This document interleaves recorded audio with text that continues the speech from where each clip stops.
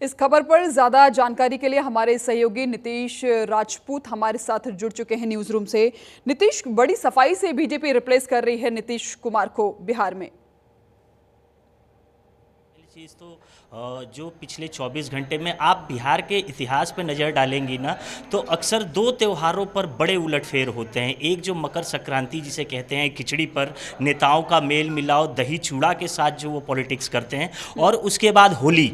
आपने देखा होगा इसके पहले भी जब नीतीश ने पलटी मारी थी तो कहीं ना कहीं होली का त्यौहार था, जब वो कई बार सरकार बदल के, हालांकि मुख्यमंत्री वही रहते थे। तो इसलिए इस बार ये जो चर्चा थी ना, कल दोपहर बाद से तस्वीर साफ होने लगी थी कि नीतीश कोई बड़ा फैसला लेने वाले हैं। लेकिन अब आप देखिए कि बीजेपी के लिए इस वक्त की अगर सबसे बड़ी समस्या ये है ना, तो बिहार भाजपा के जितने बड़े लीडर्स हैं वो स्टेट पॉलिटिक्स में एक्टिव नहीं हैं, वो सेंट्रल की राजनीति में ज़्यादा एक्टिव रहते हैं। आप रविशंकर प्रसाद को ले लें, शाहनवाज को ले लें, नित्यानंद राय को ले लें, जनार्दन सिंह सिग्रीवाल को ले लें, ये जो चेहरे हैं ये बड़े लीडर्स हैं और ये सेंट्रल की पॉलिटिक्स में ज़्यादा एक्टिव रहे। अब बिहार भाजपा के लिए समस्या ये है कि उनके एक और जो सबसे उभरते हुए चेहरे थे नितिन नवीन, उनको भाजपा का राष्ट्रीय अध्यक्ष बनाया गया। इसके बाद पार्टी उन्हें खुद विधानसभा से हटाकर राज्यसभा में भेज रही है।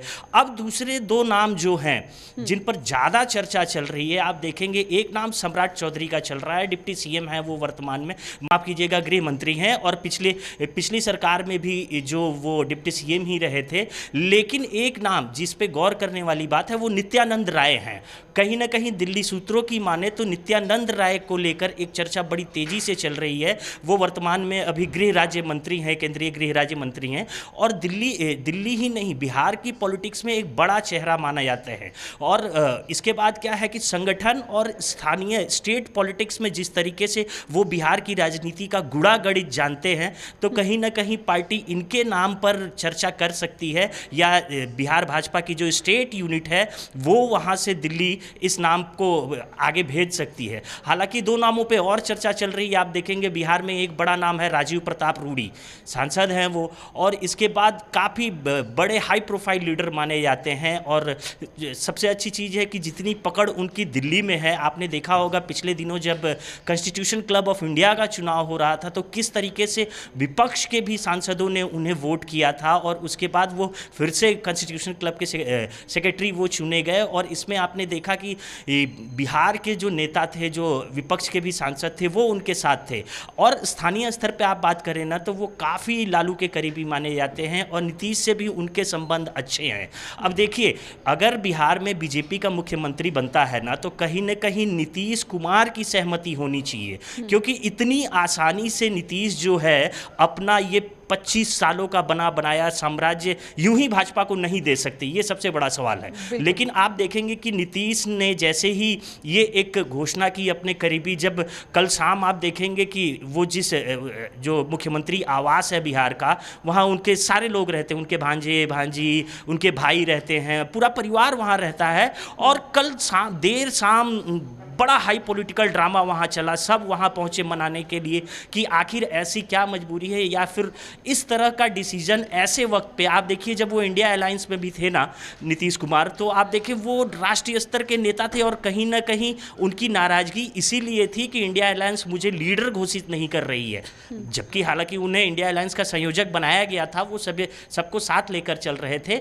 अब जो है दिल्ली उनका आना राज्यसभा के लिए, अभी थोड़ी देर में वो पर्चा जो है नामांकन दाखिल करेंगे। और अब विपक्ष तो यही आरोप लगा रहा है कि ये जो सियासी गैलरी है इसको खाली करवाया गया है, नीतीश कुमार ने स्वेच्छा से इसको खाली नहीं किया है।